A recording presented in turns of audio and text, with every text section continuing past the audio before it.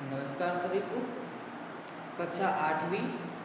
आज हम पढ़ेंगे हिंदी से पाठ 3 बस की यात्रा, है ना। ये हरिशंकर परसाई जी का लिखा हुआ एक व्यंग्य लेख है ना। उन्होंने बस की स्थिति को बताया है। लेखक स्वयं और उनके कुछ साथी जो है वो बस की यात्रा कर रहे थे।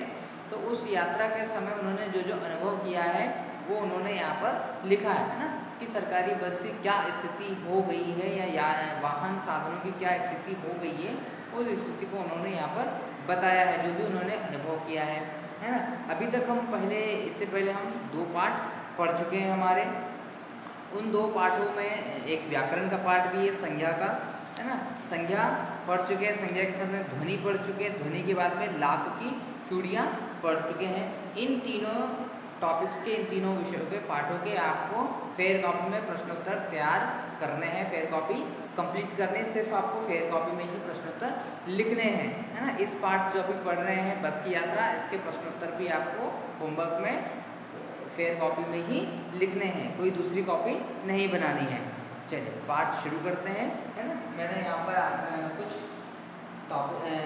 पॉइंट्स लिख लिए हैं सारांश के, है ना। तो इन पॉइंट्स के आधार पर, इन बिंदुओं के आधार पर हम पाठ को समझेंगे। लेखक की मित्र मंडली और उसकी बस यात्रा, है ना। लेखक अपने दोस्तों के साथ बस यात्रा कर रहा है ना। लेखक अपने 4 मित्रों के साथ सतना से जबलपुर की यात्रा करना चाहता है ना। वो सतना से जबलपुर के लिए यात्रा करना चाहता है, सतना में है और उसको जबलपुर जाना है, तो वो चाहता है कि मैं बस से यात्रा करूं, है ना। सतना से पन्ना की यात्रा बस से तथा पन्ना से जबलपुर की यात्रा ट्रेन द्वारा होनी थी। उनका पहले से ही प्लान था, पूरी योजना तय थी कि उनको किस तरह से ये यात्रा करनी है। पहली यात्रा में उनको था कि पहले सतना से पन्ना तक वो लोग बस से जाएंगे और फिर पन्ना से जबलपुर तक वो ट्रेन से जाएंगे, है ना। शाम को चलकर सुबह घर पहुंचना था। उनकी प्लानिंग में था कि हमको शाम को बस से यात्रा करनी है और सुबह तक हमको घर पहुंचना है, जबलपुर तक घर पहुंचना है सुबह। रात की यात्रा के प्रति लोगों ने अंदेशा जताया, है ना, कि रात की यात्रा जो थी उसमें थोड़ा सा डाउट हुआ उनको कि रात में यात्रा नहीं करनी चाहिए, है ना। पूछने पर पता चला कि डाकुओं का नहीं बल्कि बस का डर है ना। जब लेखक ने पूछा कि भाई रात को यात्रा क्यों नहीं करनी चाहिए, तो उन्होंने कहा कि यहाँ पर डाकुओं का डर नहीं है ना, डर है उस बस का जिस बस से आप यात्रा करेंगे, क्योंकि अब रात में कोई बस नहीं मिलनी है, एक ही बस मिलनी है। उसकी स्थिति क्या है वो हम आगे देखते हैं, है ना। बल्कि बस का ही डर है। बस को देखने पर लगा कि यह काफ़ी पुरानी थी, है ना। बस जो थी बहुत ही पुरानी थी। आप लोगों ने भी कभी बस से यात्रा की हो तो उस यात्रा को किस तरह से महसूस किया है वो आप याद करना इस बस में, इस यात्रा में या इस पार्ट में आपको वो चीज़ याद करनी है कि उसको आपने महसूस करना है कि आपने कभी खटारा बस में यात्रा की हो या कोई किसी खटारा गाड़ी में यात्रा की हो या कभी पैसेंजर गाड़ी में यात्रा की हो, तो उसका अनुभव आपका कैसा रहा होगा, कि आपने कितनी परेशानियां झेली होगी। वही बातें लेखक भी यहाँ पर बता रहा है कि उसने कितनी परेशानियां झेली होंगी उस खटारा बस में। पुरानी थी, श्रद्धा के योग, वयोवृद्ध और अनुभवी थी। वो बस जो थी बहुत ही पुरानी थी, और पुरानी मतलब पुरानी का मतलब ये है कि बहुत ही वयोवृद्ध हो चुकी थी, उसकी उम्र ही निकल चुकी थी, उसकी एक्सपायरी डेट निकल चुकी थी, है ना। उसकी यात्रा करने की डेट ही खत्म हो चुकी थी कि अब इस बस को आगे बढ़ाना चाहिए। लेकिन वो सम्मान के योग्य भी थी। वो बस सम्मान के योग्य क्यों थी? क्योंकि वो बस बहुत ही अनुभवी थी। उसको दुर्गम स्थानों पर चलने का अनुभव था, उसको कच्चे रास्तों पर चलने का अनुभव था, है ना। उसको भीड़ को ठुसम ठुस भरने की का अनुभव था कि कितनी भीड़ में भी वो बस चल जाती थी, है ना। तो वो बस जो थी वो बहुत ही अनुभवी बस थी, इसलिए वो सम्मान के योग्य भी थी, है ना। जो पूजा की योग्य थी। जिस कंपनी की बस थी उसके हिस्सेदार भी लेखक के सहयात्री बने, है ना। अब वो बस जो थी वो जिस भी कंपनी की थी, उस कंपनी के कुछ लोग भी उस बस में लेखक के साथ यात्रा करने के लिए बैठ गए। लेखक ने अपनी शंका व्यक्त की तो उन्होंने भरोसा दिलाया कि बस चलती है और चलेगी। तो लेखक को थोड़ा सा डाउट हुआ कि इतनी पुरानी बस है, चलेगी कि नहीं चलेगी, उसके मन में शंका आ गई। तो उसने पूछा भी लोगों से कि भाई ये बस चलेगी कि नहीं चलेगी। तो वहाँ के जो उसके सहयात्री थे, जो बस कंपनी के जो साथी थे, तो उन्होंने कहा कि साहब बस चलेगी और चलेगी, है ना। उन्होंने कहा कि बस चलती भी है और चलेगी, आप बस बैठे रहिए और सुकून से अपने यात्रा का आनंद लीजिए, है ना। अब लेखक को उसके मित्र जब दुविधा में थे तो उनके डॉक्टर मित्र ने भरोसा दिलाया कि बस अनुभवी है, इसलिए नई बसों में से ज़्यादा विश्वसनीय है। जो छोड़ने आए थे वे ऐसे देख रहे थे जैसे अंतिम विदाई कर रहे थे, है ना। अब उसके साथ में डॉक्टर भी थे, उन्होंने कहा कि बस जो है वो बहुत ही अनुभवी बस है, नई बस पे इतना विश्वास नहीं किया जा सकता है कि नई बस हो सकता है कि पलट जाए, उसको रास्तों का अनुभव नहीं हो। लेकिन यह बस वर्षों से इसी रास्ते पर चल रही है तो इसको इस रास्ते का पत्थर पत्थर मालूम है, गड्ढे गड्ढे मालूम है कि ये कहाँ पर गड्ढा आने वाला है, कहाँ पत्थर आने वाला है, कब इसको रुकना है, कब इसको चलना है। तो इसको सारा अनुभव है इस बस को, अपने को ज़्यादा टेंशन लेने की ज़रूरत नहीं, ज़्यादा सोच विचार करने की ज़रूरत नहीं है, आप तो बस बैठे रहिए, है ना। उनको लेखक को जो छोड़ने आए थे वो लोग तो सोच रहे थे कि यह बस अंतिम यात्रा है इनकी, है ना, इसके बाद ये बस बचेगी या ये बचेंगे, कोई भरोसा नहीं है ना। इतनी बुरी स्थिति में वो बस थी। चलिए आगे बढ़ते हैं। आगे का हमारा है कि बस का खटारापन। अब वो बस कितनी खटारा थी, वो बस कितनी गई बीती थी, कितनी पुरानी कंडीशन में थी, उसकी स्थिति को लेखक अब बता रहे हैं, वो हम पढ़ते हैं, है ना। आप अपने अनुभवों को याद करते रहिएगा कि जब आपने यदि कभी किसी खटारा बस में यात्रा की है तो आपको किस तरह का आनंद मिला होगा या किस तरह का आपने अनुभव किया है, उसको आप महसूस करते रहिएगा, है ना। लेखक को आश्चर्य हुआ कि बस सचमुच स्टार्ट हो गई, है ना। लेखक पहले डाउट में था, शंका में था कि यार बस चालू होगी कि नहीं होगी, है ना, मैं बैठ तो गया हूँ लेकिन बस चालू होगी, या धक्का तो नहीं लगाना पड़ जाएगा मेरे को। लेकिन ऐसा नहीं था, बस एकदम से स्टार्ट हो गई, पहली बार में स्टार्ट हो गई।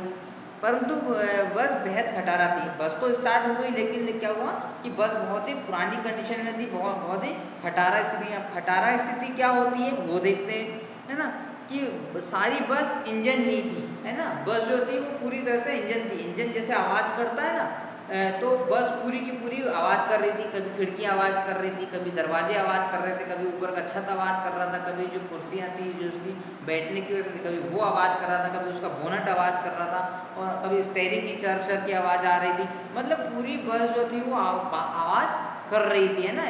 एकमात्र ऐसा नहीं कि इंजन ही अकेला आवाज़ कर रहा है, इंजन के साथ साथ पूरी बस भी आवाज़ कर रही थी, है ना।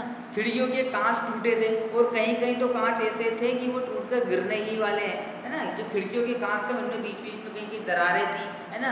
कुछ कांच का टुकड़ा गिर गया था, और कुछ खिड़कियां तो ऐसी थी जो रस्सियों से बंधी हुई थी, है ना, तार से बंधी हुई थी, लटकी हुई थी, है ना। ऐसा था कि अगर एक हवा का झोंका आ जाए तो वो बस के साथ खिड़कियां भी टूटकर गिर जाएंगी, है ना, जो गिरने ही वाली थी। बस कुछ भी हो सकता था। लेखक की आशा विपरीत चल पड़ी, है ना। लेखक को उम्मीद थी कि बस नहीं चलेगी, लेकिन बस चल पड़ी, है ना। उसको बस आगे चल पड़ी। उसकी चाल ढाल में असहयोग आंदोलन की याद आती है। असहयोग आंदोलन गांधी जी ने किया था, जो भी एक जगह बैठ करके मतलब किया था उन्होंने। मतलब असहयोग आंदोलन एक अलग चीज़ है। असहयोग आंदोलन में ये था कि गांधी जी के नेतृत्व में चलाया गया एक असहयोग आंदोलन था, जिसमें अंग्रेजों के द्वारा अंग्रेजों की जितनी भी वस्तुएं थी उनका बहिष्कार किया गया। साथ ही अंग्रेजों की जितनी कंपनियां थी उन कंपनियों में मजदूरों ने काम करना भी बंद कर दिया था और उनका सहयोग करना बंद कर दिया था।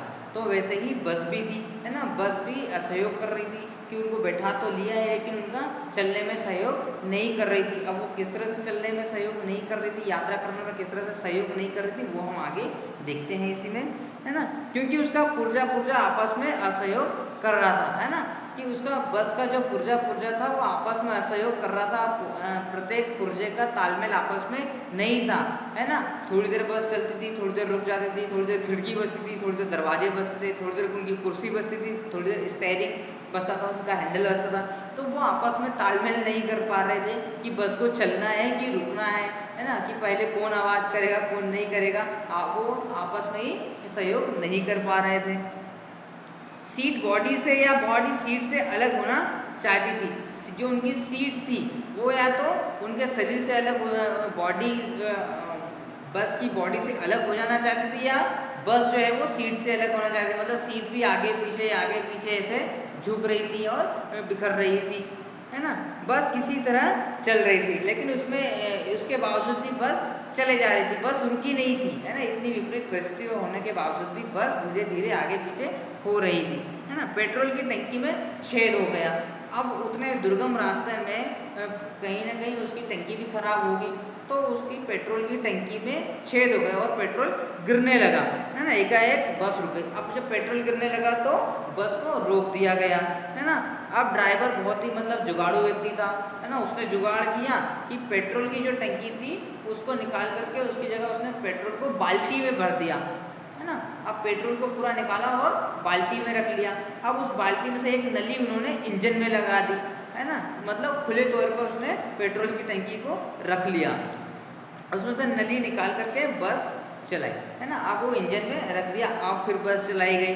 ऐसा लगता था कि माँ ने बच्चे के मुंह में दूध की बोतल रख दी। ऐसा होता है ना कि कभी कभी बच्चा रोता है तो हम उसके मुंह में दूध की बोतल रख देते हैं एक एक्स्ट्रा दूध के लिए कि बच्चा रोए। तो ऐसे ही वहाँ पर भी स्थिति थी कि बस जब चलने को तैयार नहीं थी, उसकी टंकी फूट गई, तो ड्राइवर ने बस से पेट्रोल की टंकी निकाली और बाल्टी में पूरा पेट्रोल भर करके एक अलग से नली लगा दी और फिर इंजन चलाया।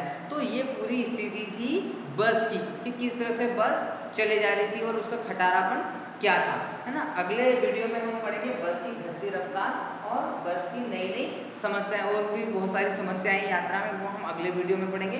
तब तक आप इस वीडियो को ध्यान से सुने और पूरे पाठ को पढ़ें।